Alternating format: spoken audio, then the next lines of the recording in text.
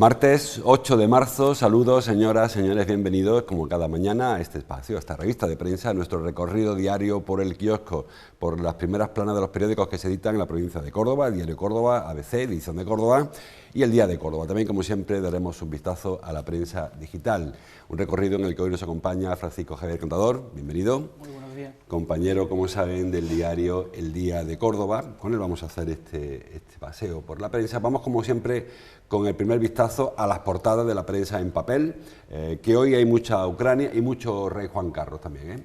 En la guerra y en la paz, sin igualdad no hay futuro, titula el Diario Córdoba, 5 columnas con esa tipografía grande, enorme, recordando que hoy es el 8 de marzo, y que bueno, hay colectivos, hay países que están hoy en otro conflicto, ¿no? Lamentablemente para Ucrania, en el conflicto de los refugiados. La foto de agencia, mujeres y niños ucranianos hacen cola a la población de Medica en la frontera con Polonia ayer.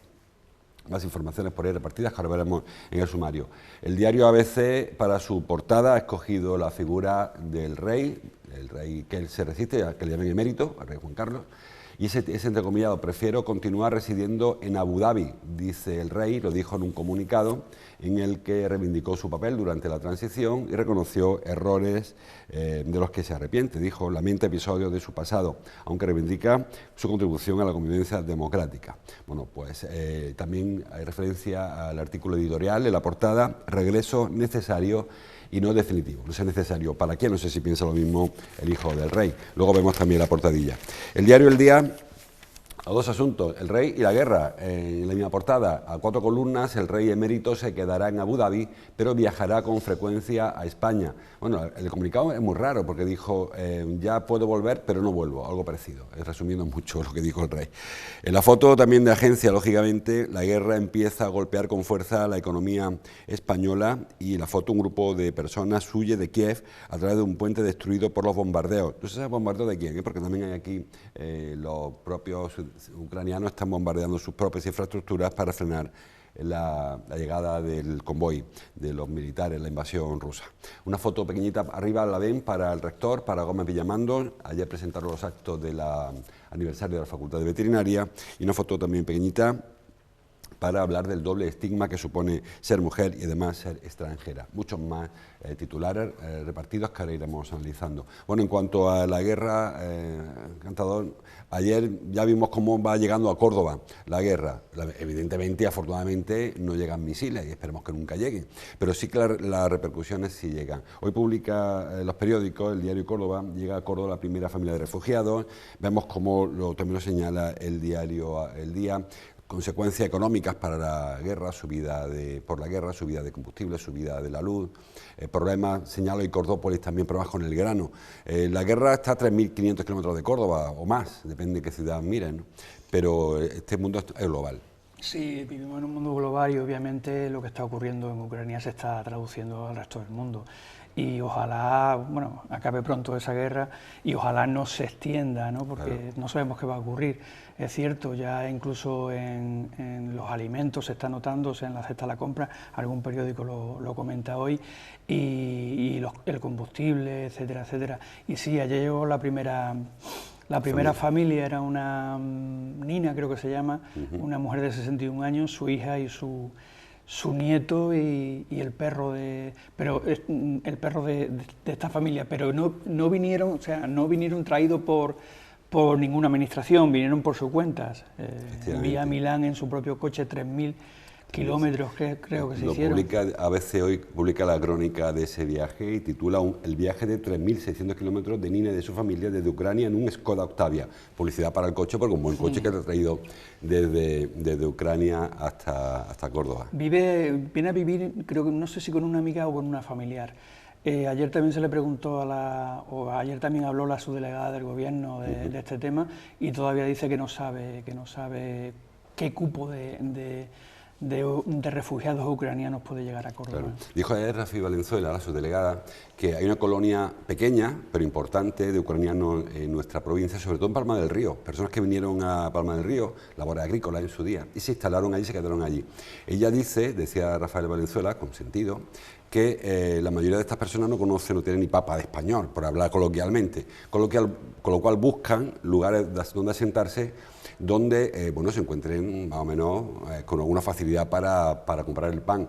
Y lo que se espera es que vayan hacia Palma del Río, fundamentalmente estos ucranianos. No sé el caso de Nina, porque tampoco, bueno, un viaje particular, como señalaba Francisco Javier, lo han hecho ellos por su cuenta. Ellos pudieron salir de Ucrania, se vinieron y no se sabe ni cuánto hay, son 6, 7, y cuándo llegará el resto. No se sabe, y además hay, creo que hay 2 millones ya de refugiados, ¿no? Esperando salida de allí, ¿no? Es decir, esto, por desgracia, no ha hecho nada que empezar. Sí, la mayoría está en Polonia, está en Rumanía, los países limítrofes, Bielorrusia no, que es un país hostil, y también el limítrofe con Ucrania, un trocito de los países bálticos. Hoy, por cierto, Pedro Sánchez viaja a Letonia, donde se encuentra la fuerza OTAN. España es el segundo país con más efectivos en ese entorno, España y Córdoba, la brigada. Sí, porque casi todos son de la brigada. Efectivamente, están los canadienses y los cordobeses, y bueno, los españoles casi todo cordobeses. Sí, casi todos son de la brigada Guzmán el Bueno. Están a 120 kilómetros de la frontera con Rusia y ellos precisamente su misión es de disuasoria, que se llama, ¿no? Sí. Así traducido del inglés, porque ellos están allí para que los rusos no invadan Letonia, ¿no? Decía ayer Zelensky, he dicho frontera con Ucrania, frontera con Rusia, como me corrige Cantado.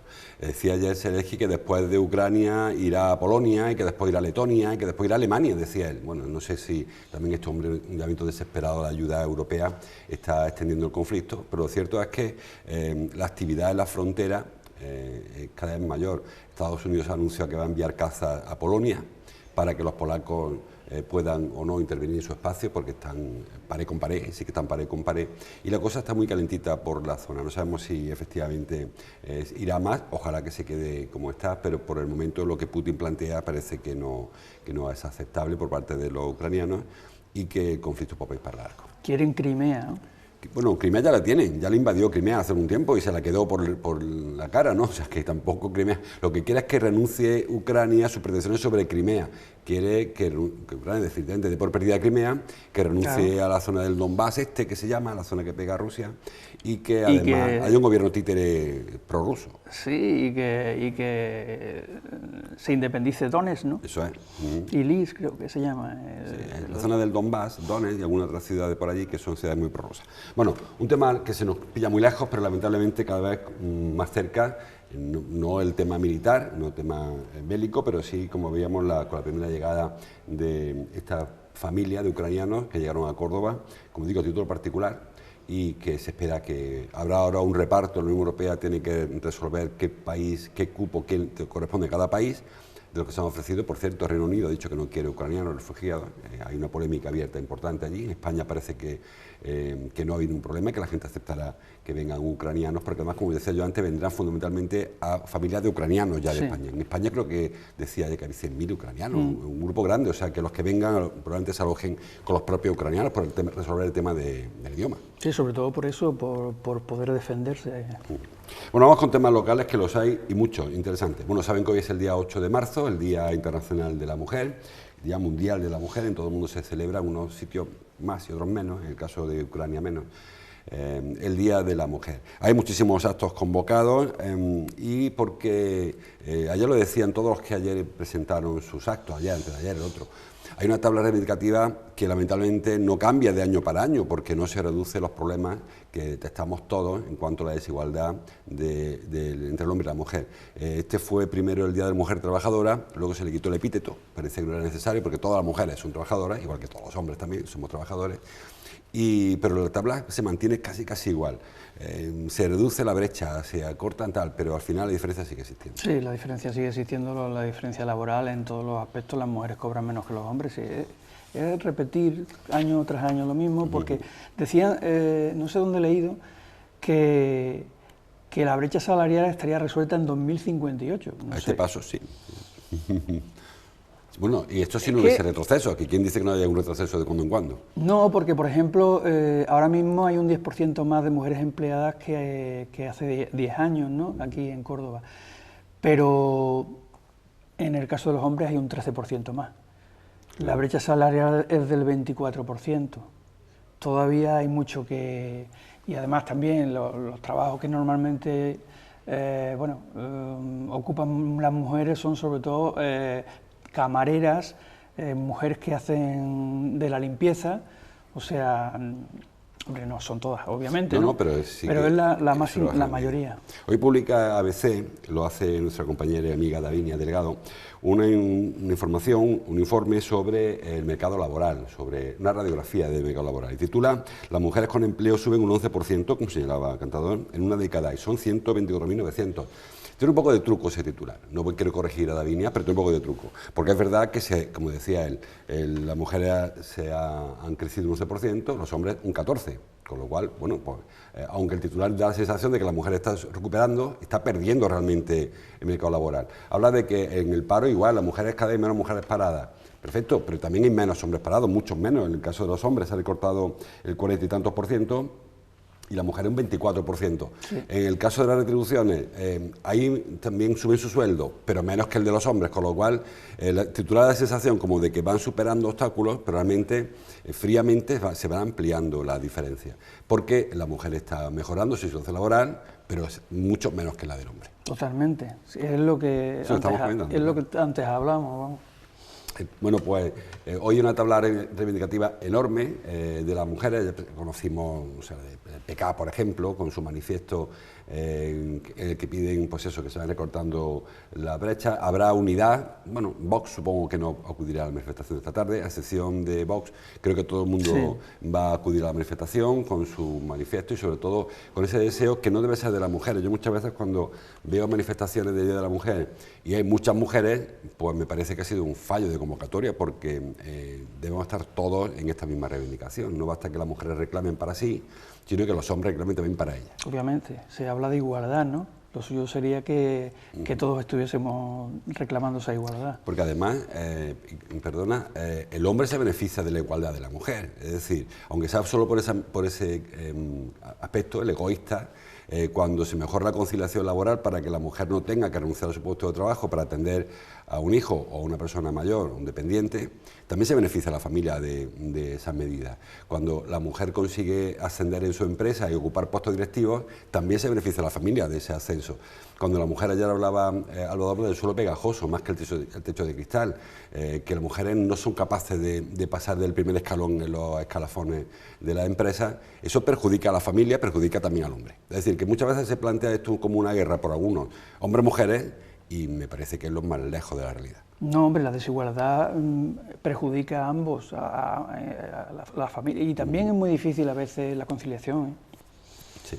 Bueno, pues más asuntos que hay en los periódicos. El tema del rey, lo hemos comentado un poquito, que aparece en los periódicos. El rey Juan Carlos anunció ya mediante un comunicado que ya da por resuelta su situación procesal, aunque realmente nunca reconoció que se fue de España porque le estuvieran juzgando o estuvieran investigando. Ahora dice, como ya ha acabado la investigación, vuelvo. Bueno, eso es un poco reconocer por qué me fui. En cualquier caso, ha dicho que ya puede volver, pero que no vuelve. Yo no sé si en la Casa del Rey, esto va a ser muy rápido porque no nos compete, habrá hecho mucha o poca gracia que el rey haya dicho que el día menos pensado aparece por Baraja, no sé cómo, si vendría un vuelo particular, un vuelo oficial, a dar un vistazo a los nietos, no sé si le habrá hecho mucha gracia. Tiene que ser difícil, ¿no? Para el propio rey Felipe la situación. Sí. Hombre, obviamente la imagen, el rey emérito, que no le gusta que le llamen emérito, mientras más lejos mejor para el rey. El titular, claro, de Felipe. No iba a decir muerto el perro se acabó la rabia, sino no estando aquí el rey, pues menos chau chau, hablando vulgarmente, ahí por parte de los antimonárquicos, ¿no? Hay que reconocer que el rey no está teniendo esta última etapa, no digo de su vida, no creo que el hombre se muera mañana, pero sí que en estos últimos años no está aportando demasiado a la monarquía, y en un contexto en el que se ha cuestionado la utilidad, la necesidad de este régimen en España, pues no parece que este hombre esté sumando mucho, ¿no? No, la verdad es que le da la razón a los antimonárquicos, a los republicanos. Sí. Más cosas. Dice el diario El Día, en la portada, el ayuntamiento ingresa, más locales, ingresa a urbanismo 1,9 millones de euros para pagar caballerizas. Saben que hay una operación de expropiación del edificio de las caballerizas reales que pertenece al Ministerio de Defensa, que el ayuntamiento lleva años negociando la adquisición de este edificio. Bueno, se empezó intentando un canje de cambio de caballerizas por otra parcela. Al final ha dicho Defensa que no quiere canje, que quiere dinero, y se puso sobre la mesa una tasación, cada uno hizo la suya, muy distintas y muy distantes una de la otra, y al final pues, el ayuntamiento se ha ido a la expropiación forzosa y habrá luego un árbitro, un perito que determinará cuánto vale ese edificio. Es un proceso, creo que ha durado unos 20 años, desde la primera cesión, desde el primer convenio que se hizo para ceder... Sí, cesión de uso se hizo, sí. No cesión de titularidad. Cesión de uso, obviamente. Se fue renovando, pero nunca se llegó a un acuerdo. Es uno de los temas que más se ha eternizado en Córdoba. Han pasado distintas corporaciones, nadie era capaz de ponerle el cascabel al gato, y al final ese entente, pues bueno, va a suponer que las caballerizas ya son municipales. Otro problema parecido, el de los pabellones militares para ampliar la ronda del Marrubial. Lo de Lepanto, de Puerta de Lepanto. Que esos, pues igual, no hay fecha de expropiación. Sí, bueno, en el caso de Caballeriza, la oposición municipal ha criticado que el ayuntamiento tenga que desembolsar esta cantidad de dinero importante porque no tiene un proyecto para Caballeriza más allá de cederlo a su vez a una asociación. Y Córdoba se preguntan, a Córdoba Ecuestre, y se preguntan, bueno, ¿por qué no lo cede directamente Defensa, que se quede con las escrituras, que las queremos, y nos ahorramos esos 2 millones de euros mínimo, porque esta cantidad que se ha previsto, esa provisión inicialmente, puede que no sea ni mucho menos suficiente. Defensa quería, creo que son 3 millones o 4, quiere una barbaridad de dinero por esto, con lo cual es una provisión inicial la que se hace. Es decir, ¿hasta qué punto es necesario tener la escritura si lo que vamos a hacer es cederla a Caballeriza, a Córdoba Ecuestre? ¿Por qué no se negocia que Defensa le ceda directamente a Córdoba Ecuestre? Porque Defensa ya ha dicho que no quiere para nada ese inmueble. Izquierda Unida siempre ha sido muy beligerante en este tema y obviamente pues siempre habla nunca dice Córdoba Ecuestre, pero dice a una asociación a la que se le va a ceder el inmueble, ¿no? Córdoba Ecuestre, en una entrevista que le hice a Rafael Blanco, al presidente, él me defendía que Córdoba Ecuestre le ha hecho muchas mejoras a Caballerizas Reales, ¿no? que el inmueble no estaba, mucha parte del inmueble estaba inhabitable, ¿no? Sí. Y Córdoba Ecuestre en todos estos años ha mejorado el inmueble, ¿no? Es cierto, sí. Yo no dudo, vamos, creo que no hay nadie duda en Córdoba de que Córdoba Ecuestre sería el mejor gestor de ese edificio. Yo hablo de la escritura. Lo que se va a comprar, en este caso, no son caballerizas, son las escrituras, porque al final se va a quedar tal y como está, pero que yo te paso la escritura a ti, por eso pago al menos 2 millones de euros, que puede ser incluso más. Y yo, la pregunta que se hace la oposición no me la hago yo la traslado. ¿Qué más da que tenga la escritura si al final se va a quedar ahí? Y un papel que cuesta 2 millones de euros. Claro. Esa es la pregunta que se hace la oposición, hasta qué punto. El otro tema más interesante que tú decías, el de los pabellones, de las viviendas que quedan aún en pie del antiguo cuartel de Lepanto, la Casa del Coronel, que se llamaba, lo que pega a la carretera, que está impidiendo la ampliación de la ronda del Marrubial, la segunda fase. También se pregunta a la oposición, lo hace en este caso el PSOE, ¿por qué no se aplica el mismo método, la expropiación forzosa, para acabar con este problema? Se echan abajo los edificios, además creo que están inhabitados ya, creo que no vive nadie. No vive nadie. Con lo cual se echa abajo ese edificio, se puede acometer por parte de la Junta de Andalucía la segunda parte de la segunda fase y recuperar ese proyecto inicial de ampliación de Marrubial. También el PSOE dice que posiblemente sea por no obligar a la Junta de Andalucía por no echarle las cabras al corral a que haga la obra. Claro. Es decir, no lo sé, pero este tema de la ronda del Marrubial es otro proyecto de Córdoba que se eterniza, quiero decir, y que no tiene visa. De momento, Salvador Fuentes, el presidente de la Agencia de Urbanismo, decía que esto ya estaba previsto, que iba a hacerse, próximamente. Pero yo creo que a esto le queda mucho. Valento. Y a lo mejor hay algo de razón en lo que dice Isabel Ambrosio, de que si le entrega la escritura, otra vez hablando de escritura, a la Junta de Andalucía, no tiene argumento para no invertir el dinero que es necesario para invertir en esa ampliación. Bueno, seguimos hablando de urbanismo de Córdoba. Publica ABC hoy que Urbanismo da licencia de obras a la residencia de ancianos de un fondo en Córdoba. fondos de inversión. Ayer hubo comisión de licencias, se dieron esa y algunas otras, si da tiempo hablamos de ello. En este caso sería un edificio en la Huerta de Santa Isabel, la zona de expansión por el noroeste de Córdoba, por Poniente Norte, y sería un edificio que explotaría, que gestionaría en principio, bueno, que construiría TORS, Torre Quality o algo así se llama. Algo parecido, y que luego se verá quién lo gestiona. Bueno, me parece interesante que se construya equipamiento, no solamente residencia. También aquí otro debate grande, ¿no? ¿Hasta qué punto se está dejando en manos de la iniciativa privada la atención, en este caso a personas mayores? No parece que sea una residencia low cost, esta parece que será más bien por la zona y por... Ni mucho menos, no, es una residencia con 160 habitaciones, creo. No, es cierto. Además, empresas como esta ven un filón en el tema de la residencia por el envejecimiento de la población, porque creo que esta empresa no solamente se dedica a construir residencias de ancianos, también hospitales, y va un poco por esa línea, ¿no? Bueno, pues si todo va a pedir licencia de obra ya, con lo cual se supone que habrá pasado los trámites previos, ya tendrá su proyecto y tendrá todo su replanteado, etcétera, ya habrá que empezar a ver subir para arriba los ladrillos, que en esa zona crecen como setas los ladrillos. Sí. Pasa un día, ve una grúa y el siguiente un bloque ya hay, casi una vecina regando los geranios en el balcón, en este caso para una residencia, que yo insisto, creo que no solamente la Junta, todas las instituciones, las administraciones tienen una obligación de velar porque las personas mayores tengan un sitio donde residir cuando no puedan valerse, y en este caso se está dejando un poco, luego es verdad que se conciertan plazas, es verdad que se ayuda, pero bueno, no vemos levantar ladrillos de residencias públicas ni del Ayuntamiento ni de la Junta hace muchísimo tiempo. Y además es un problema porque a la hora de costear las personas ese tipo de residencias que no son low cost, como dice, pues ¿de dónde sacan el dinero? No está al alcance de cualquiera. Es decir, ¿de dónde sacan el dinero? No está al alcance. Bueno, en la comisión de licencias, por cambiar de asunto, de ayer se dieron algunas licencias más, entre ellas un Starbucks, que publica, lo he leído en El Día, no en la portada, pero sí que lo he leído dentro, un Starbucks en la calle Torrijos, junto a un Starbucks, saben, un establecimiento de café, de estos multinacionales o cadenas de café. Dice El Día, Starbucks abrieron una nueva cafetería en Córdoba, y yo concreto, también lo hace El Día, lógicamente, en la calle Torrijos. Ahí lo tenemos, bueno, este Starbucks es de las tendillas, ¿no? El que va a abrir será la calle Torrijos, en antigua oficina de Caja Sur que había junto a la calle Medina Corella, según he identificado yo por lo que publican los periódicos.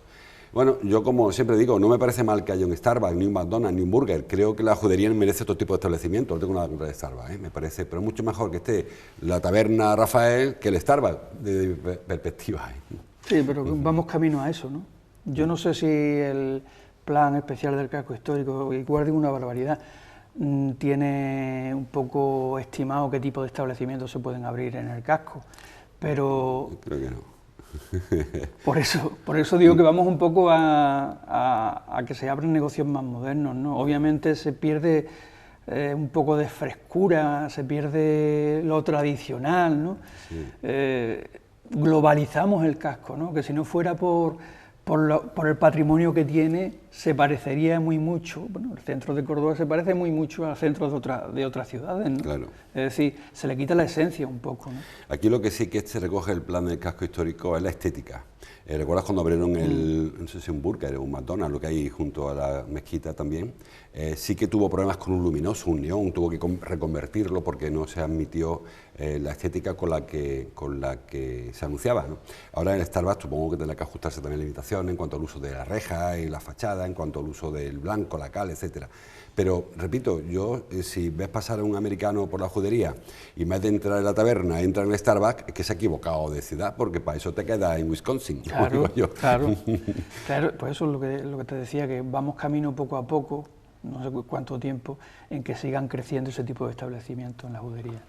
Que aunque en el caso yo no tengo nada contra el Starbucks, ni contra el McDonald's, ni contra el KFC, solamente creo que hay lugares donde, bueno, también que se ubiquen, y otros sitios donde lo que pega, lo que parece más lógico, es que esté pues, la taberna típica de Córdoba. Se quejan mucho los empresarios de esa sustitución de negocios y de cómo el negocio tradicional se está alejando, sí. Y las panaderías salen del casco histórico y lo que hay son puntos calientes de pan de baguette, y cómo se van perdiendo una serie de actividades que es la idiosincrasia del casco histórico nuestro. Es la claro, vida la esencia de toda la vida, ¿no?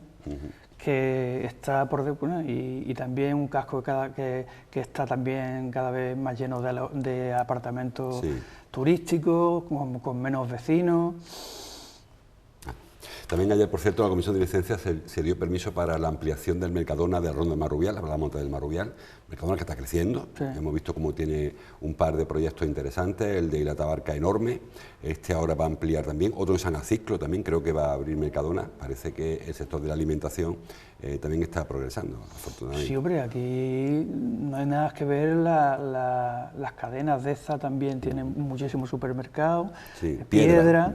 O sea, Alcob, que otra empresa también cordobesa, Alsara. O sea, es decir, sí, el sector de la alimentación en Córdoba no va demasiado mal, ¿no? Pero bueno, Mercadona tampoco va demasiado mal. Yo creo que va mejor que todos los demás. Va mejor por delante. Lo que habría que intentar es que la apertura de un Mercadona de este tipo, o de un Mercadona, me da igual, un Deza, un Carrefour, que no le cueste el empleo al pescadero del barrio o al frutero del barrio, que lamentablemente les cuesta mucho competir con esas enormes cadenas, con los precios, con los horarios, con los servicios. Es que lo que tú decías antes del tema de los Starbucks y esas cosas, con las tabernas tradicionales y demás, pues ocurre un poco lo mismo con el comercio y las grandes, no ya grandes superficies, sino las cadenas de alimentación, ¿no? El comercio de cercanía de alimentación, pues por desgracia está condenado a desaparecer. O por lo menos a adaptarse y a reinventarse. Y es que además tampoco puede competir en precios, ¿no? Sí. Aunque yo no sé si la gente va buscando precios o no va buscando precios, ¿no?